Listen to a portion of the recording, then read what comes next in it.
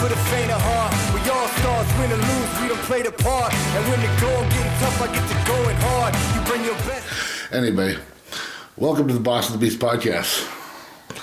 This is Melissa. Hi, nice to meet you. That's her regular personality. You just don't see it at the gym or on social media. But Look, I don't like to talk at the gym, okay? I'm there for a reason. I'm there to train. I don't want to chit-chat. I'm not trying to take 25 minutes between every set. I'm trying to just boom, boom, boom, get it done. It takes me long enough to get it done as it is. So I'm not being rude. I just don't like to talk when I'm training. What I was getting at is this goofiness is her normal personality. Yes, I am usually goofy, except when I'm training because I'm in serious mode. I don't care. Well, we're getting already a month down of this year. Gosh darn it. The day you'll be watching this, Melissa and I are taking flight. Now we're going to Cleveland, Ohio. Is it the Hernia Surgery Center of Ohio? What do they call it? Hold on, let me get the correct name. I think it's just called, the Hernia Center of Ohio. So I interviewed three surgeons here in town. I have an umbilical hernia. And we're going to try to vlog as much of this as possible and we'll try to put it together here. Hernia Center of Ohio. Hernia Center. Dr. Grisham. So, was referred to him about a year ago. Michaela Aycock, I think, has used him. And if you go on his website, he's got a picture of Rami, Fuad, and also Phil Heath. And he also told me that he's done Chris Bumstead's. I didn't even know he had one. But he's done over 100 top-end amateurs and professional bodybuilders. So I figured, probably the guy to go to. But I only talked to him like 12 days ago. From the date of the actual surgery is going to happen, it's only 12 days. So, pretty quick. He said he reserves spots for bodybuilders. So, we're going to vlog it. We're going to show you guys everything. He claims I can be 50% back into training 4 days after and 100% within 7 or 8 days. So I'm going to kind of vlog this and see how it works daily and see how it feels and looks after it's done. He said he shouldn't see any scars. And what is it called? Local anesthetic. So not intubated. He'll just have probably a nerve block. I would nerve guess block, because he's not going to be too propofol. for it. So yeah, I don't And really he just know. does local, according to what he was telling me on the phone, he just does local nerve blocks and does it all topical. No invasive robotic, what's it called when they go in the... Laparoscopic. I was going to say orthopedic, but that's not the right word. No, it's not laparoscopic either, so it's minimally invasive. So I think that's why he can turn around these guys and get them back into training. He also doesn't butt suture. He overlaps sutures, so it should be a lot stronger. So I'm excited, but we're leaving Tuesday. The worst part of it is just the flying. Flying for, I think it's like 7 hours of airtime. Why don't we put your fat ass in a seat that's this big? Don't worry, I'll be in the middle. And put 3 people next to you, so you got to sit there like this and just... So I'll have half of him in my seat and half of the other freaking probably morbidly obese person in the other seat. So I'll be like this, real comfortable for 7 hours. It's okay. On the positive note, we're getting a van when we get there. And it's only going to be like 2 degrees, so Melissa's never seen this. Yeah, I'm going to before. freeze and die, so if you never see me again, I turned into an icicle and disappeared because I don't do cold. To me, it's cold here right now, and it's like 50 degrees. I go out in the morning, I need like a lot of layers. In the morning, it's like 70 during the day. Yeah, right now it's nice, but in the morning, 50 degrees to me is freaking cold. So we're going to the single digits of cold, so we'll see. I'm not sure I'm going to survive. I may not leave the hotel. It's actually kind of funny because you really never have been in anything. I mean, you've been up Mount Lemmon where there's powder, a little bit of snow, but like 28 degrees. Yeah, and that's freaking cold. And I get out and I'm like, ha ha ha. Yeah. Fun fact: I was born in Vermont, but relocated here when I was 4 years old, so I don't remember any of it. only been back there in the summertime because a lot of my family still lives out there. But I would never, ever in my wildest dream go there in the winter. I didn't tell you, once we retire, we're moving up to the woods, the mountains. We can go to the mountains, but not where it's going to be snowy. Well, I guess I'll be retired, so I can stay inside all day, so it's fine. As long as I don't have to, like, get out and get in a car and drive somewhere, because we all know. I mean, I'm a decent driver, but I've never driven in snow, and we drove on ice. Well, it wasn't ice. You said it was oil. Whatever. I drove on a slippery surface in the truck a week or two. It got a little cold, and it got a little wet, and in Arizona, it's always dry and hot. So what happens is all the oil drips from your car get on the surface, and then that first rain, it rises to the surface, and it's slick as shit. And the truck was all moving around, and the next day it was fine. So it was just... I didn't even notice it. We were sitting at a stoplight. Yeah. We were at a light, and I went to take off, and the light turned green. And as soon as I gassed it, the whole truck was like, woo! Scared the life out of me, because it was nighttime, dark. I'm in the middle lane, so there's cars everywhere. And I'm like, the whole truck is moving, and I don't know how to control it. Rafe's like, just let off the gas. Just let it go. It'll stop, or whatever. It did, thank God, but that was scary. I'm just thinking... This is why there's so many fucking accidents around here, because people don't know how to drive when it's wet or slick. Hey, in my defense, I'm gonna knock on some wood right now. I've never been in a car accident ever in my 36 years of life. So I don't ever want to be. So I'll be driving in Cleveland. Yeah, let's not make. Because we're not gonna jinx that the first week we said it. Especially not driving in snow, because I wouldn't even know what to do. We'd definitely be off a mountaintop. What are these marks on your arm? These big old band marks. Listen, someday when you get arms this big, you'll understand. No, we use the power cuffs when we're training arms to get as much blood in my arms as possible, because as we all know, that's my weakest link in my body. Me too. I'm trying to grow my arms, so I got them. They're just covered up. They're so massive, I can't even pull my sleeve up. You know, it's just a problem I have. But I know. I'm like, I'm just kidding. We'll put the link in the description so you can go check out their site. But power cuffs. They work phenomenally. They work. Yeah. It hurts like a son of a bitch, but it works. So essentially what it is, it's a tourniquet, but it has an adjustable dial, so you can adjust the tautness throughout the lift. There's a lot of videos on YouTube as well as their website showing you how to use them. High rep sets, not very heavy. You know, you're putting the tourniquet on to where it's like an 8 out of 10 tightness. So it's intense. Once the blood gets down there, it stays there until you kind of like whoosh, release them. Oh yeah, the back of my arms turned purple by the end of May. They're vascular the entire hour or 45 minutes. Mm-hmm. Pretty cool. We've done like 3 sessions of them, 3 or 4? Yeah. I feel like it's been more. Probably 4, yeah.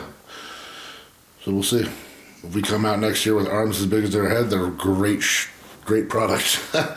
Even if they look just a little bit better, I'll be happy. Use them for your legs. You can use them for everything. My bicep peaks are... There is we'll no do peak. it. Show.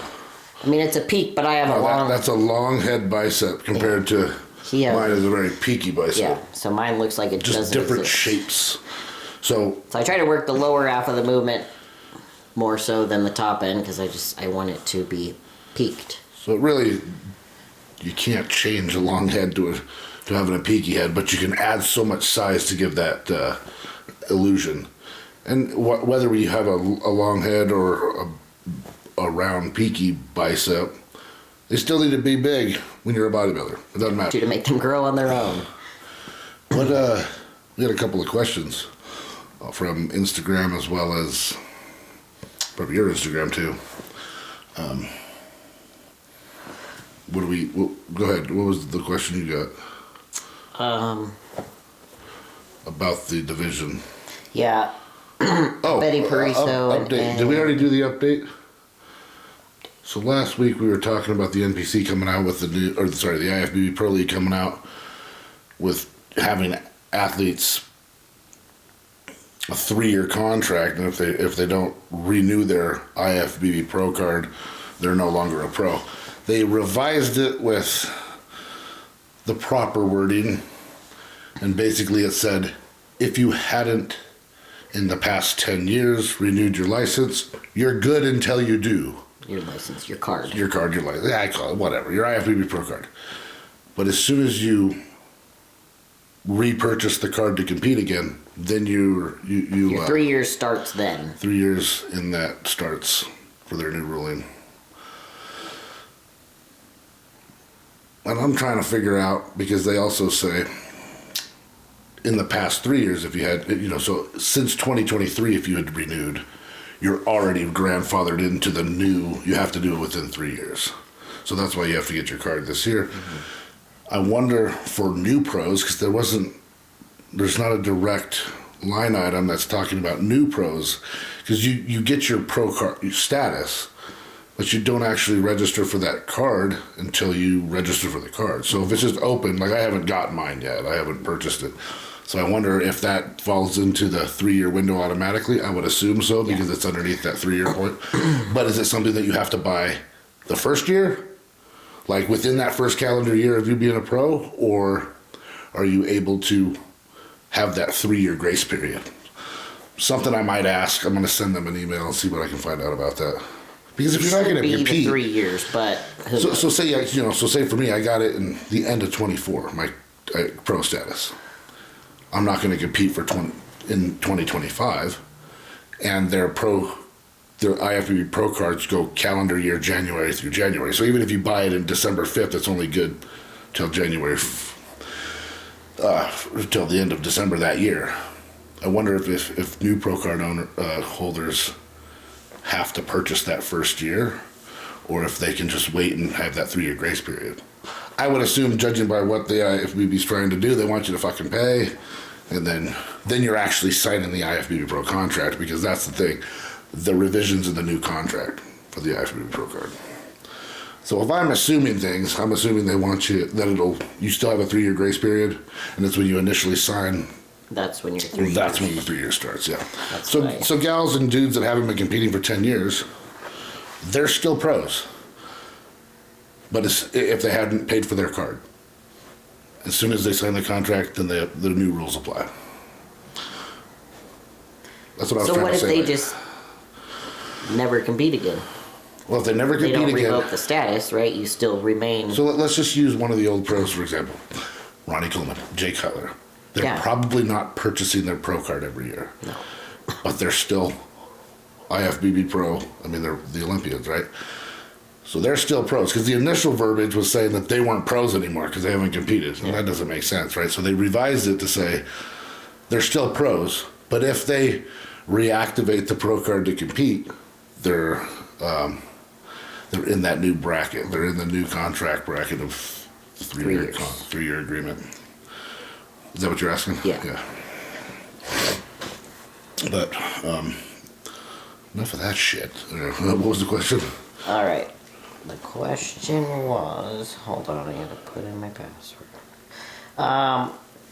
What are our thoughts on Ed and Betty Pariso starting the Beachbody organization to compete with the NPC? That could be a deep hole that I go into. So I'll let you start. I think it's great. Okay. Because of? Take all them bikini competitors. Take all those bikini competitors and the wellness competitors that aren't really wellness competitors. But what about the IFBB Pro League? They just added the Let's keep division. the IFBB for actual bodybuilding. That would be cool. Like, only. But also, doesn't it kind of look like, so that was what, mid-year? Ed and Betty Pariso, they produce and have run the Europa, which is now the USA Fit Games in Texas, Florida, and Phoenix in Arizona. For like 28 years, they've been doing this promotions. And they run a great show. They're the nicest people in the world. This past year, they decided that they're going to start their own league, and they're calling it Beachbody. It's just so funny that within about 5 months, the NPC comes out with a new division to compete with that exact criteria. That was my... But I think it's good. You said it's good. I think it's good because there's competition out there. You know, it's like having a cell phone your cable carrier. If you only have Cox Communications in the area, if you want internet, you can only get Cox Communications, and they can charge what they want because they're the only ones there. But now if you have, let's just make up something, CenturyLink, Cox Communications, Smith's phone line, Jerry's internet service, now you have a competitive market where they're going to fight with each other, either with service costs or, And isn't this new organization supposed to be 100% natural too? I thought I saw that. I'm not certain on that part. I could be wrong, but I thought I read that initially. So I'm like, good. Then there's a place for those people to go. Because, as we all know, the NPC is not 100%. But the thing is even though, so there's the IFB and the NBC Pro League, and you got WBF or there's all these small little, I think, or WBB. yeah, there's all these small little organizations. OCB. Yeah, so now this Fit Body whatever is the first year, so it's still one of these guys. No one competes. Yeah. It's going to take time to see if it's actually competitive and if they're giving out prize money that's more valuable. Yeah. Or more appreciated by the athletes at that level. Right. I mean, I think in general, I appreciate it because it gives it gives more opportunity for more people to get in shape and learn the industry, and it helps the industry in that way. Whether or not they transition from divisions or separate organizations as they move on. They've already announced like their different divisions, but it doesn't really sound like it's anything beyond a literal beach body. Like they don't want like fucking massively jacked people. Based on what I've seen so far, So most of their shows they've probably seen over the past 30 years, I think they've seen over like 55,000, I saw a statistic like over 55,000 competitors in those 30 years. That's a lot. And I think they probably did the analytics on it and seen that most of their competitors are first timers. And that's a great entry level to get into it at these expos that they put on. So I can see where they're coming from. You know, they're trying to grow their business. The NPC and the IFB, they're trying to grow their business. I mean, I understand. Whether I like it or not, I get it. It's business. Like I understand the business side of it, but at the same time, I know. I guess for a 17-year-old that wants to get in shape, get fit, get on stage, these are good divisions to start. If you're looking at it from us as bodybuilders, it's like we don't need other distractions at our shows. Yeah. The shows are already too long. They're already going from 10 p.m. at night. We're getting off stage, and it's an all-day event. And man, sometimes they're 2 days. The Olympia is a 2-day show already. The open men have to compete both days. That means they're dehydrated, they're dieting, they're doing their protocols for 48 hours, and then we're coming off stage at like midnight. Yeah. And now they're going to add already takes up. Well, now they're going to add another division. Yes. Like, where are they going to place it? The Olympia is going to either run till 3 o'clock in the morning, or it's going to be a 3-day event. Yeah. Maybe they'll start Friday and go through Sunday instead of just Friday, Saturday. That's logistics, but I mean, literally we don't get out of there until midnight. I mean, we're talking about the Olympics. Let's just take it back to like just a regular NPC show.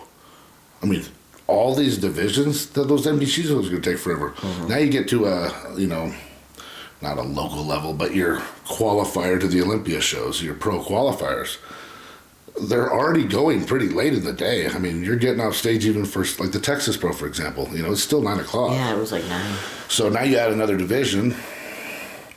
You know, the Arnold already pulled divisions out of the Arnold and just kept the ones they're keeping. Bikini, men's bodybuilding, those are the only 2 I remember. I think there's 4. Yeah. But there's a reason why there's only 4. They don't have enough time at the venue. People are like, oh, they hate body. It has nothing to do with that. It's a business. Or people want to come see the big boys at the end. They want to look at beautiful girls at the beginning, and all the other classes are like, meh. So they pick those 2 because that's where they see their most competitive. It's a business.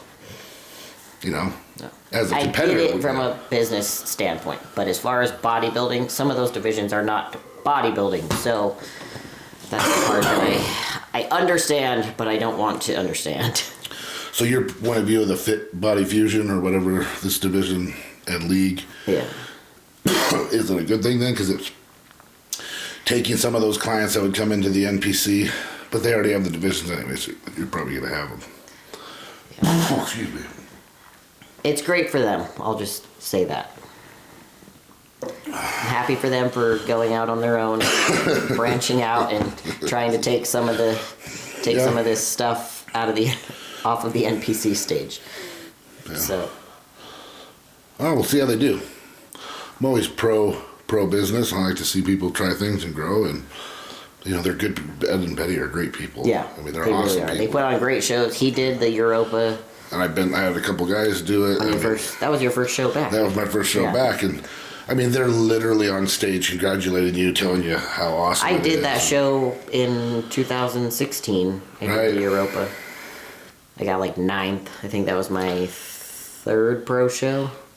That was my best pro show placing until you before my hiatus. Before you lived with a bodybuilder.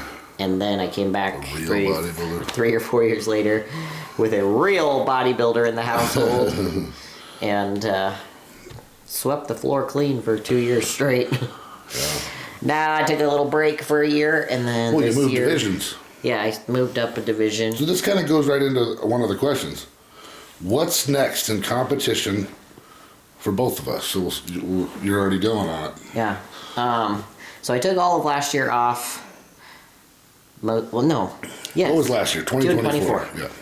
I took all of 24 off. Well, let's finish 23. So you were in physique. You did the 22 Olympia in physique. Then you came back.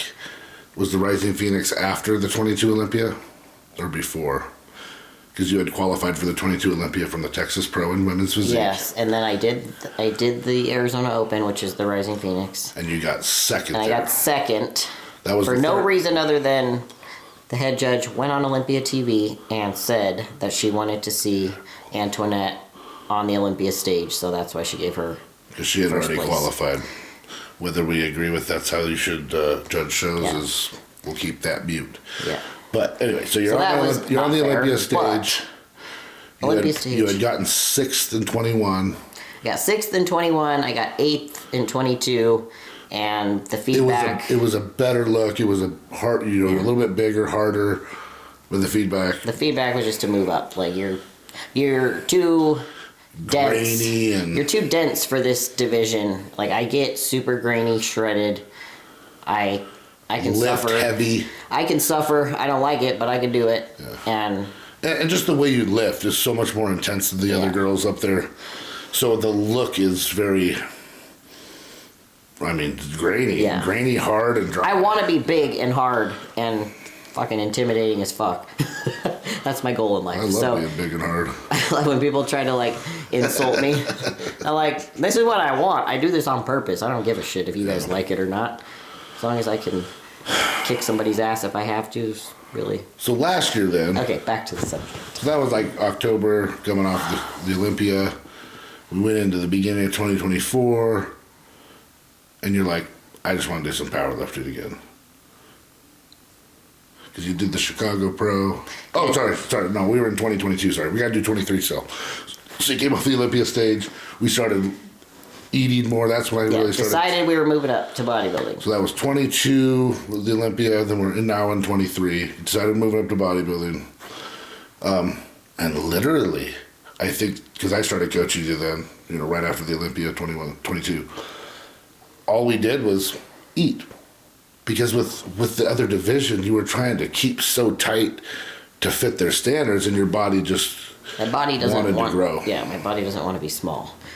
So she started just eating, not restricting as many calories, and just started growing. And then we start shooting toward Chicago then. Yeah, Chicago, this is my second time doing Chicago. Neither experience was a great one, so I don't think I'll be doing that again. But great venue, great all of that. And me, I don't both times. I mean, the first time was my pro debut, so that doesn't count. That was just that was way long ago when I wasn't ready to do it. So this time around, and that was for women's physique. This is for bodybuilding this round. Yeah.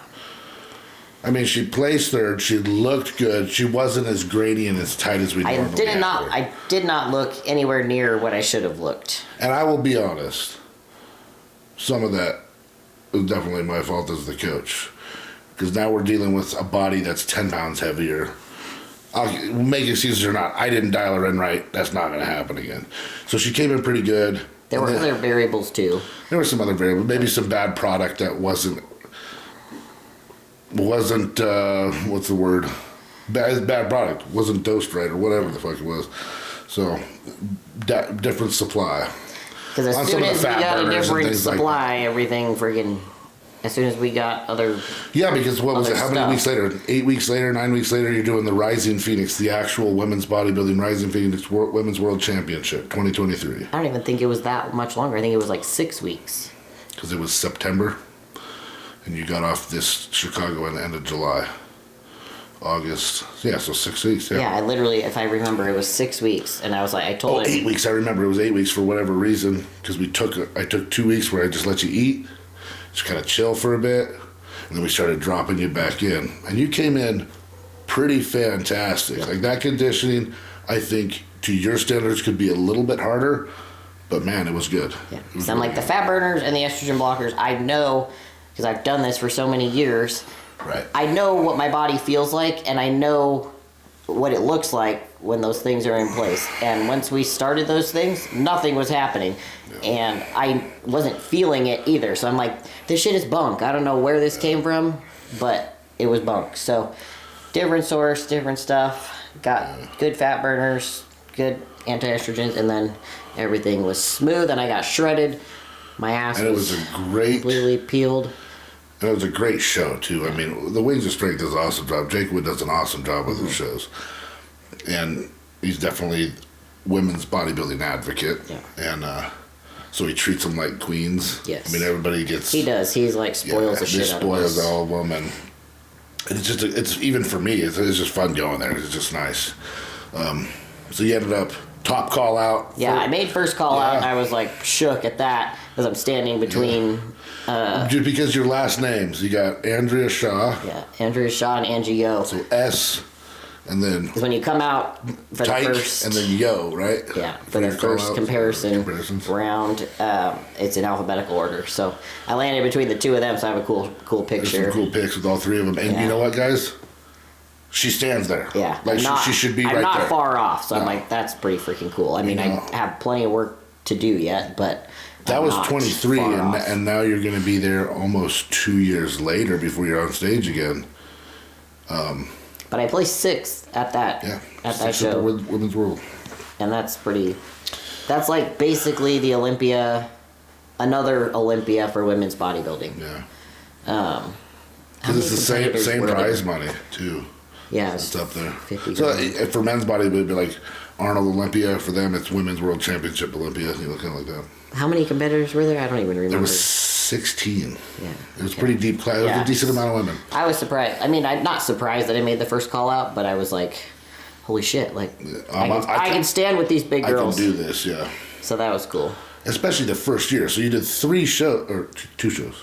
2. 2 shows within 6 weeks, and we were able to take the not so good look and made it top of the world look. Yeah.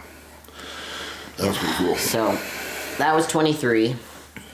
Obviously, I didn't qualify for the Olympia. We didn't go that year, did we? To the Olympia? No, because we went. It went back to Florida. Yeah. But we went this past year. Yeah. So 24, decided to take the whole year off. Let's just take a break and grow and just chill.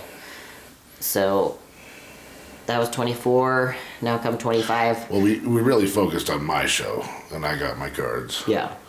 That's right. That was a big part of it. So even though we intended on doing it together, you still were like, I'm taking a break from the bodybuilding part. We were doing some powerlifting stuff. But, you know, you got 2 really competitive people living in the same house, in the same sport. It gets intense. There's dynamics there that other people probably wondering about, and we're still figuring out. I mean, it's been 8 years, and we're still figuring things out. And my intensity is just, I'm already an intense dude.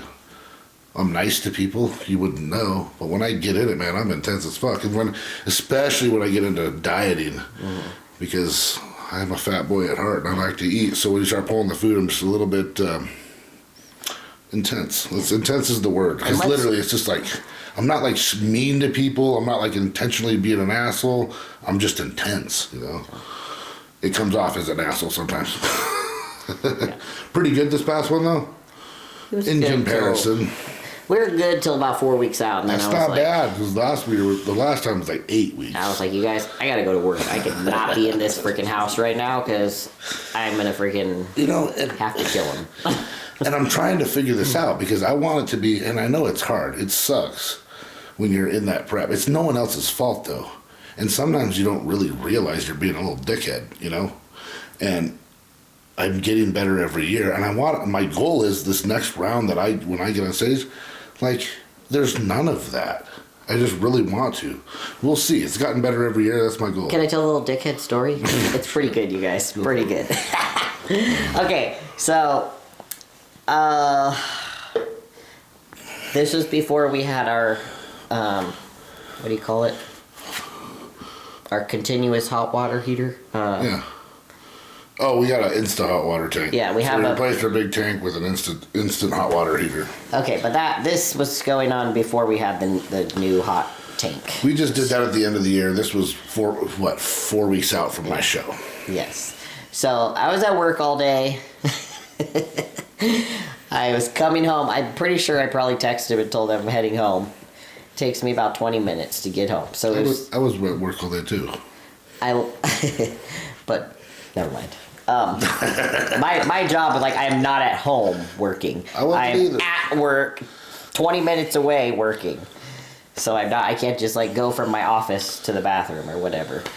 Okay, back to the story. So Rafe's prepping for the largest show of Rafe's his life. prepping for a show. We'll just prep it. Melissa has been at work all day. She's exhausted. She probably works again early in the morning, 6 a.m. the next day. Our hot water tank probably has a good 30 minutes of hot water at this point. Yes. So I'm like on my way home, got the plan in my head, just gonna make my meals for the next day, take a shower, eat, chill on the couch for a little bit, and go back to bed. So I pull in the driveway. That's kind of our normal routine. Yes. I pull in the driveway. I'm walking into the house. Right as I'm like at the door, I hear the bathtub running. And I'm like, okay, I know this guy loves to take Epsom salt baths because his body hurts all the time. That's cool. But he waits till 5:30 or 6 o'clock, whatever time it was that I was pulling in the driveway, to turn the bathtub on. And we have a big It's like whirlpool it's jacuzzi like- style tub. It's deep enough you can get in there. It's a big ass tub. So you better believe he drains that hot water tank filling up this bathtub right as I'm getting home from work, knowing damn well I have like 2 hours to shower, make my food, eat, relax, and go to bed so I can get up again. Because you guys know, I get up at 3 in the morning if I have to be there at 6. So I'm like, is this guy being serious right now? Is he really filling up this bathtub with every last drop of hot water we have when he's been, yes, he's working in his office, but he's been home all day, and he waits until right as I'm on my way home to drain the tank so I can't take a hot shower. So I get in the house, strip my clothes off, grab my stuff out of the bathroom, go to the extra bathroom in the back of the house, and I turned that bitch all the way on hot, just trying to get whatever I could. We were fighting. Like, the bathtub was still filling up and running, and I was like, fuck this. I cranked it all the way open. It didn't last, but maybe, like, warm. It was never hot. But I had, like, warm-ish water for maybe 10 minutes. But, yeah, that was a story where I was like... Yeah, my bathtub was cold as shit, too. No way! Because Yeah, you it were was- running it- that water long before I even started my shower. I had 5 minutes and it was fucking cold. And I was like, oh, I was so mad. I was so mad. So you got to remember, guys, when you're only thinking about yourself, this is what happens. Oh, gosh. And you could, honestly, after listening to that, say both of us were thinking about ourselves. You better believe I went to work that next day and the girls... Hold on, I'm not done taking... I had the girls cracking up at lunch when I was telling them the story. They were like, oh, hell no. Just remember this. During her prep, there's going to be lots of things, and I'm just going to be supporting her. I don't take baths. And even if I did, we have an endless hot water tank now. What do I do? So why do you need so much hot water? In the shower. Because I shave my legs every day. And how long is that shower usually? 30 minutes. Wow. So maybe I was trying to get ahead one night just to have a little bit of hot water because she takes all the hot water every night. This is the problem though. Oh. Generally, Rafe's bath routine is he gets up at like 3 or 4 in the morning. I can't sleep. I'm dead. And he's in the tub in the middle of the very early morning when it's still pitch dark out, and I get up and waddle into the bathroom, and I'm like, smells like Epsom salt, and then I look in the tub because he's got the curtain closed and he's just laying in the tub. So generally he would do his baths like 4 o'clock in the morning-ish. I had a hard training day that day probably. So, but this particular day, he waits till 5:30 p.m. and in my head I'm like, he's doing this on purpose. He's just trying to piss me off right now. Do you think I really did that on purpose? Well, on that day, yes. I was You think I did it to piss you off? That day when I came home, I was thinking that in my head. Yeah, but do you think I really thought that when I was pouring the bath? This is what I was thinking. I remember. I was like, shit, she's going to be here. I'm going to do this an hour before so she can have enough hot water when she gets home to take a shower because it'll rebuild the hot water in the tank. It's about accurate. But for some reason, you came in with a burr in your ass and you're like, and you went straight to the shower like right off the bat. Well, I was probably had a freaking rough day. I don't even remember what that day at work so, but... So we've been doing this for like 8 years, trying to figure each other out, and going through these preps. And we love each other. It's not like she was coming home like, this motherfucker, if he's in the bathtub, that's the fucking last time I'm divorcing him, I don't think you're thinking that. And I'm not thinking, oh man. Well, I was thinking. I told you what I was just thinking. I was like, I'm going to try to beat her so I can have some hot water because she always takes all the hot water. And I'm hurting. I'm freaking hurting. So we know that. So that's fixed. I bought an Insta hot water tank so you can leave that bitch on all day. Yeah, I can and stand it's 150 there degrees. For 30, 40, 50 minutes and it stays hot. It's beautiful. I love it. Oh my gosh. I can even brush my teeth in the shower now and it doesn't run out because I used to have to brush my teeth before I get in the shower because if I spent those extra couple minutes brushing in the shower, the hot water would be gone before it was done. So now I can just stand there, can brush for like 5 minutes. And then shave, wash my hair, I don't have to rush. It's beautiful. So I think the biggest thing for me, and maybe some of these guys can take this, I don't know if gals take it too, but just don't have an expectation. I'm not saying like let someone walk over you. But like I said, I'm very intense. So my expectation is very intense. And intensity in training or intensity at your job place is not the right intensity to have at your home. And I think that I've still am working on separating those intensities. Because you don't want to bring your work home and you don't want to bring your home shit to work, right? If it's a bad home environment. So that's what I'm working on. We've gotten a lot better. But obviously, I just bought a hot water tank that has unlimited hot water so we don't have to fight about that again. Okay, now we need to reroute back to the subject because we got a little off track there. Where I was defending myself, that part, the off track part. Yeah, that part. Shows, competition. So we ended 23. Oh shit! I forgot. Yeah. The questions. Yeah. We got to talking about prep and how so that was miserable it is at the end. It's so we had a little roadblock right there at 24. Rafe's show. Yeah, Rafe show 24. Okay. Rafe got through that. Goes to a show, wins 2 pro cards. Now he's a pro. Now we're like, decompress. Now not me. I guess she was. Yeah, tense, I was like, the whole last 4 weeks, I was like, oh my god, I'm gonna lose my shit. I'm gonna lose my shit. But I didn't. I mean, I did, but it's not anyway. So Melissa, this whole time, she's just been lifting. Yeah. Powerlifting, just lifting more because I'm pissing her off, probably. But she's lifted. I had a big plan to do the American Pro, which is like a huge powerlifting meet that was in Virginia. I'd signed up for it, all that.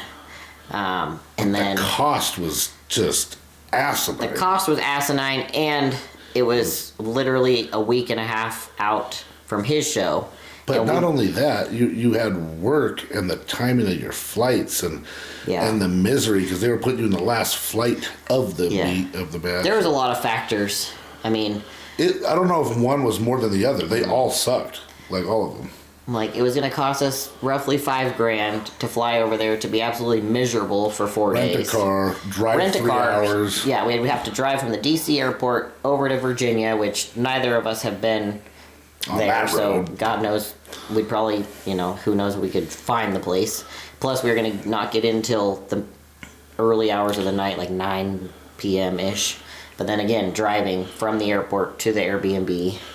And then it was a week and a half out from his show, and I'm like... But the return flight was the and every time we've flown to the East Coast from here, we've always had delays. That's what I'm saying. So they're like, if the planes worked perfectly, we might have been able to handle it, but... And he's in prep, so I'm like, God forbid, like, a flight gets canceled, we're trapped in an airport for 24 hours or whatever. He doesn't have his food, he's a week and a half out. Like, this is just a recipe for disaster, is what I'm thinking in my head. And then, also, like he was saying, the return flight, even leaving Virginia, or D.C. Because you had to be back at work Monday. Yeah, so this is Sunday. Even if we flew out Sunday morning at 6 a.m., meaning we need to be to the airport at 3, we still wouldn't have got back to Tucson until like 6 or 7 p.m. because of the layovers and all But that. rewind to Saturday. Your flight was like starting at 3 or 6 p.m.? It was starting at 3 p.m., but I'm so grateful that I didn't go because I watched all the stories and whatnot, and they were there at the venue until after midnight. And if that was the case, like if we were stuck there till after midnight and then we need to leave the Airbnb at 3 in the morning to get back to the airport, it would have just been a complete shit show. So I am grateful that I... To me, that was more of the go. issue. I know the bodybuilding part was part of it, but I think to me, more of the issue was how late it was every night because she had to do 24-hour weigh-ins, so she had to basically starve in order to weigh in on time. Yeah. And so everything was just kind of like the worst part of it. If everything was in the morning, it'd have been great. I think we would have gone. I really do. Yeah. But So I've never backed out of anything big like Yeah. that ever in my life, so that really threw me for a loop, and it mentally bothered you for like 3 months. and emotionally had me all freaking fucked up, for lack of better words. Because when you're such... I'm a very competitive person, and I really put my entire life into all of this, so for me to back out of something, I'm like, oh my God, I just feel like I completely failed myself. And being so competitive and having that goal, and then taking that goal away, and it's like, now the fuck what? Yeah. After you feel like you just, backed out of something, which is normally what you don't do. So, but what's happening now? Feeling good? Yeah, so now I'm good. Originally, my plan was to do the Triple Dynasty show, which is in April. I've changed plans since then. We're actually going to be hosting our very first powerlifting meet at our facility, Be Strong Be Powerhouse. Strong Powerhouse, Tucson, Arizona, hosted by Leo Richardson.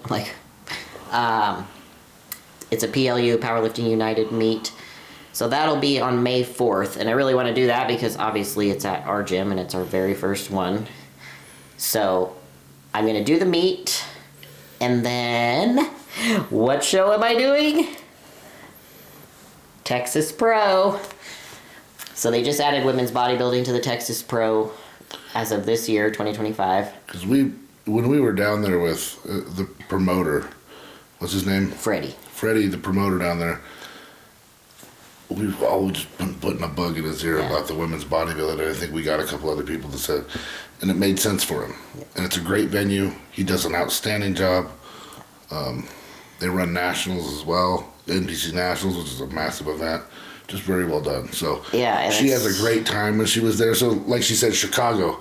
She's associated losing with Chicago. She's associated winning with Texas. So the vibe is off in Chicago. I would not go back there. Every time I go, well, the 2 times might I've do gone it. there, I might be which is doing it. fine. Yeah.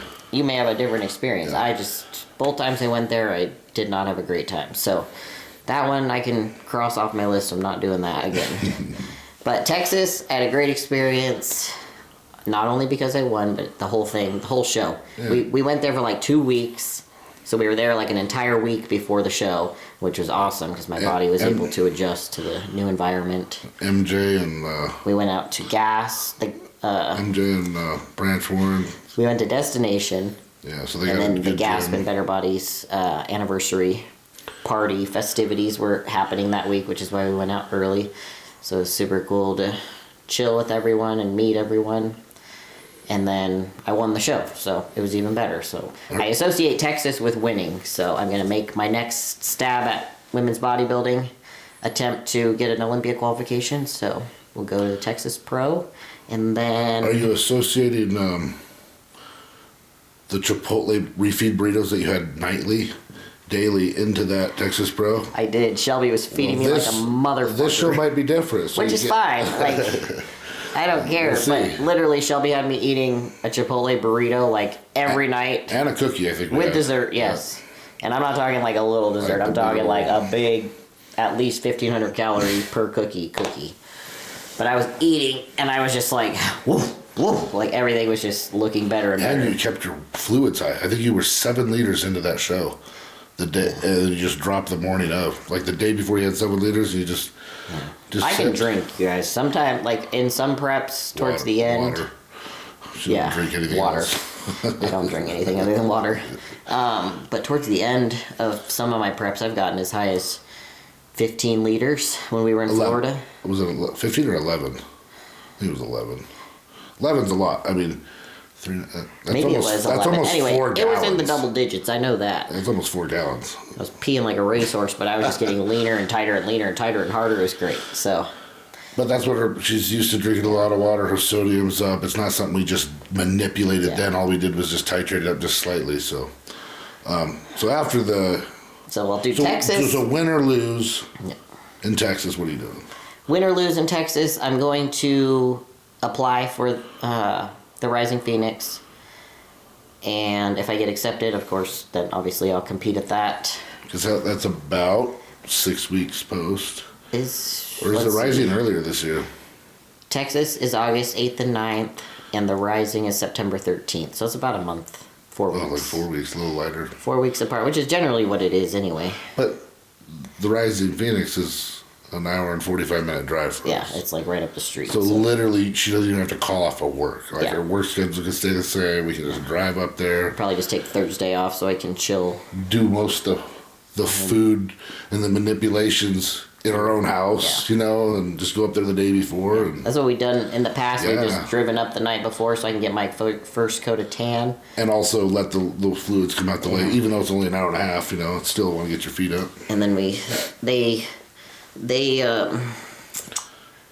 whatchamacallit, our hotel, what's the word I'm looking for? Comp pay. They comp our hotel, so we just stay at the host hotel. They literally pay for everything all of her costs to get.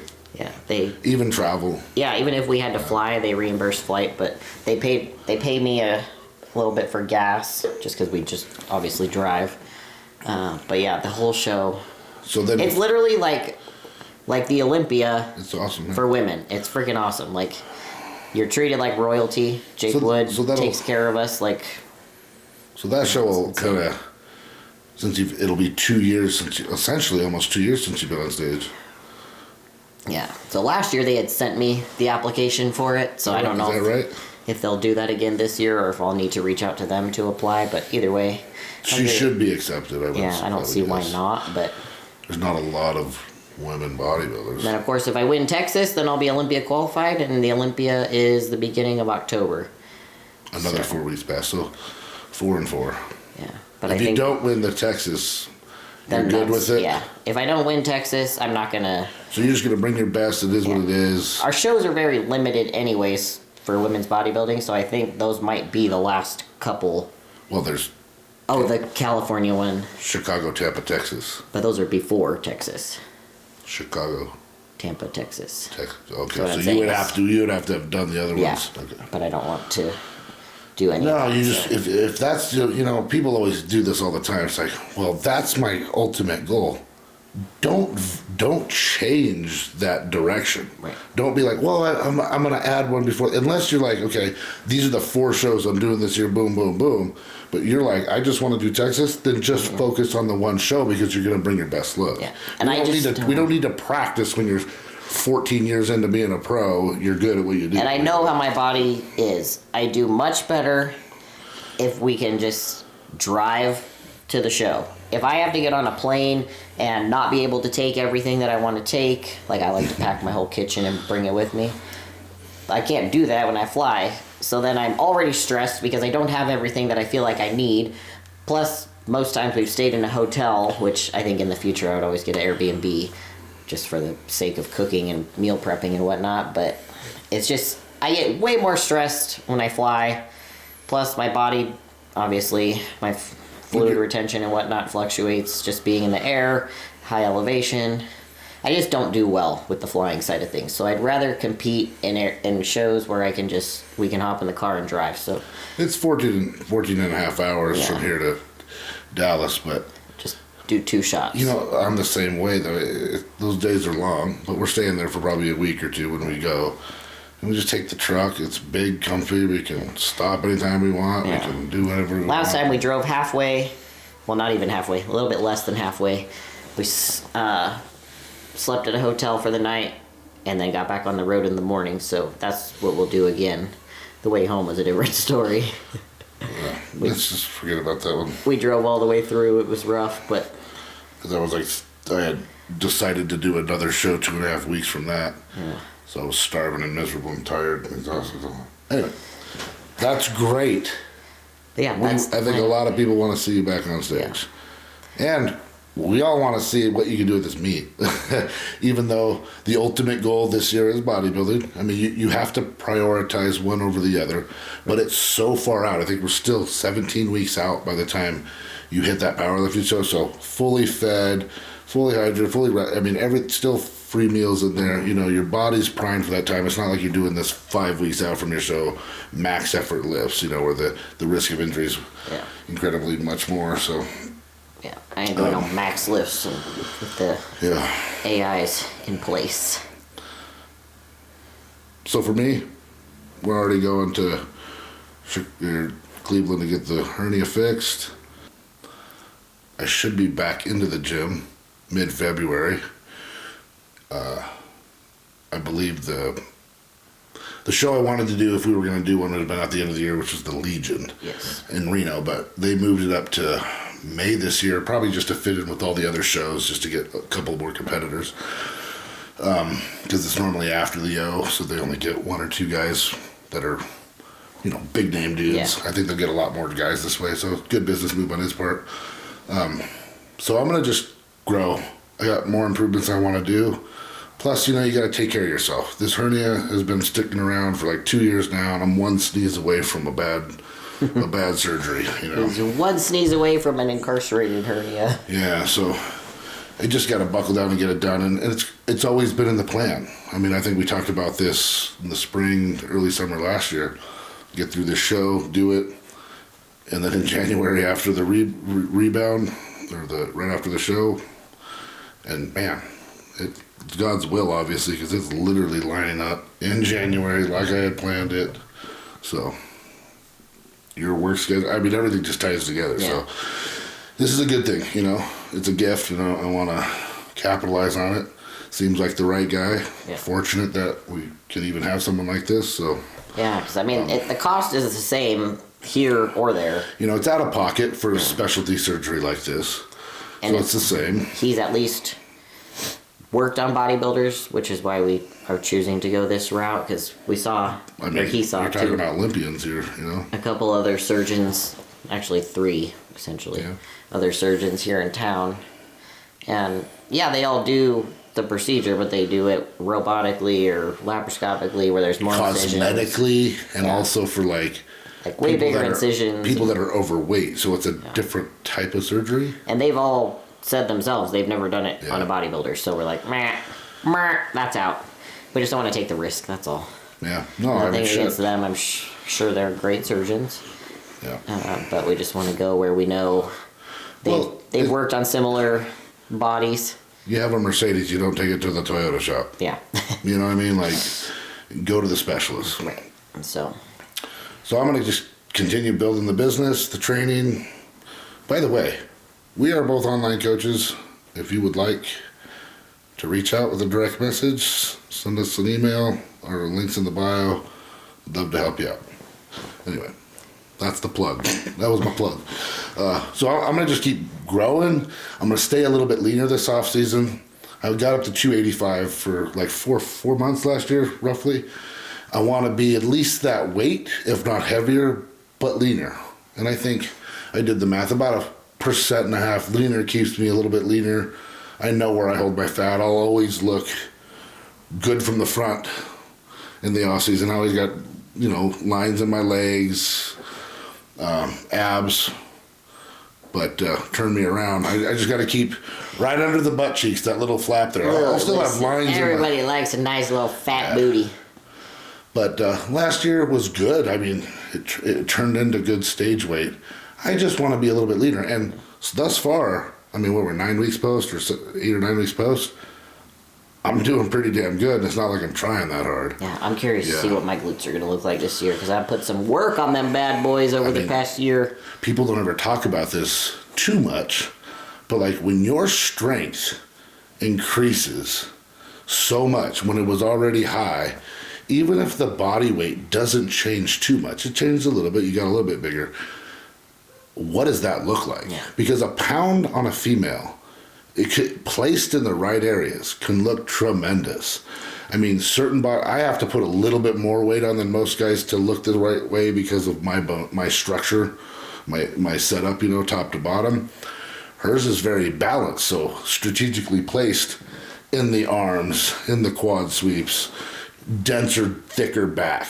I mean, this is going to be fun. It's been 2 years. It's going to be interesting to pull these layers off and see. I just want to see my butt when my walnut comes out to play. Walnut cheeks. I'm never shredded enough until my glutes are completely in, and then I'm happy with it. But if they're not in, that's my problem. If they're not in, I ain't getting on stage. I'll tell you that right now, because I ain't getting up there with a friggin' soggy ass. I mean, even this last time, I was a lot leaner, and my butt's the last thing to come in every time. And I wanted it a little bit better, and I think by staying a little bit leaner in the off seasons and lifting heavier and doing glute specific movements like you do, I'm incorporating that into my off season at least once or if not twice a week. We look at glutes as like, you're working them and you're doing all these things, but it's like a freaking bicep. It's like your hamstrings. If you're going to train that body part, you want it to come out and be lean and mean, you got to train it like you would another body part. So that means like 3 or 4 sets a week at least. Mm-hmm. I'm sorry, exercises, 3 or 4 exercises a week, not just sets. So that's what I'm doing. It seemed to help a little bit. Yeah. But what does it look like with 12 months, Mm-hmm. So I don't know. I'll probably I'm either going to do like 3 shows in the spring, or I'm going to wait till Chicago, Tampa, and Texas in the summer. There's a lot of shows for men's bodybuilding in the spring era now. The Detroit Pro, the Arnold. I'm not going to the Arnold the first year out. New York, Pittsburgh, the Legion, California. And then if we want to travel to Europe, you got Spain, the Big Man Weekend. There's a couple shows in Japan. I go there. And then you get back, and then you got the Texas, Tampa, Chicago. And that's pretty much it. I think Texas is the last men's show. There might be a couple of European shows to qualify for the Leo. But am I looking to win a pro show my first year out? Well, fuck yeah, I'm always looking to win. I mean, if I was to get on stage this year, no, I don't think I'd win. But you give me another fucking year with at a different mentality, right? I think every time you compete, you just add another notch, And I'm already proving that by just how I look right now and how much stronger. I mean, my all-time strength is beat last year's off-season 6-week post-show. I mean, that's pretty incredible. I mean, if you can consistently do that, it absolutely translates into looks on stage when you get stronger. As long as you're not just banging and slanging, like you're actually doing your tempoed sets or you didn't change anything and you're constantly improving. It's going to change. It's going to translate on stage. So, but I'm excited. I'm excited for her. And it's also really cool that I'm not competing this year and I can just focus all on you. And that's awesome. I want to. It'll make it easier for us as a couple. And I know how much you enjoy powerlifting. It's going to be at our facility, so I could focus on that. We got great people in our corner, Sue and Leo. They're fucking OGs in the powerlifting sport. They live here in town with us, so we're blessed to have them. And then, continue. We have Gasp and Better Bodies meetups twice this year here in Tucson at our gyms. One's in March. So if you're local in Phoenix, I'm going to be reaching out, sending you guys messages as well. But anybody that wants to come in, I think it's March 15th. Here in Tucson, it's on the link will be on the website as well.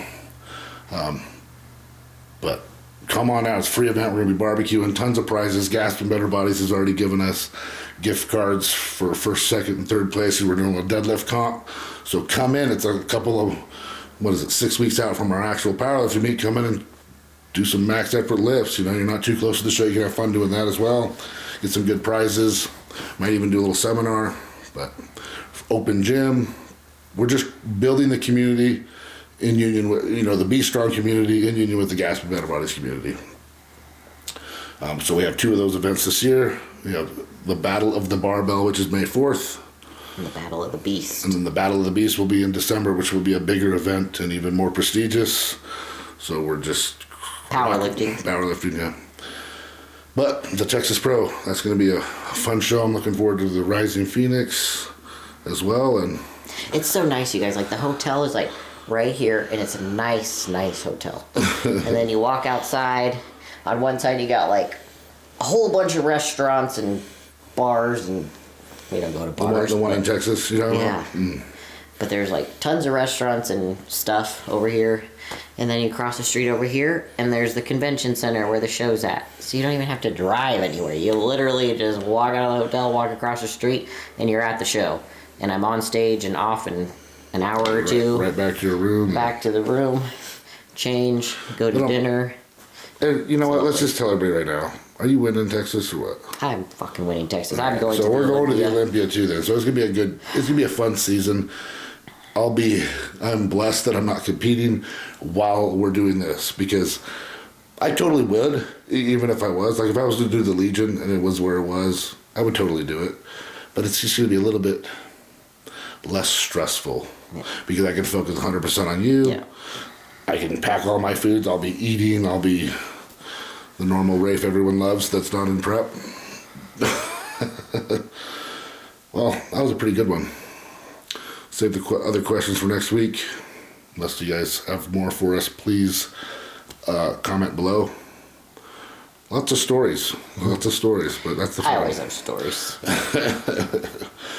Melissa's, showing the world what I see every day, and you guys don't ever get to see. Yeah, I'm pretty goofy, you guys. Keeps it fun. But thank you guys so much for following. We'll see you next week on the Boston the Beast podcast. We're out.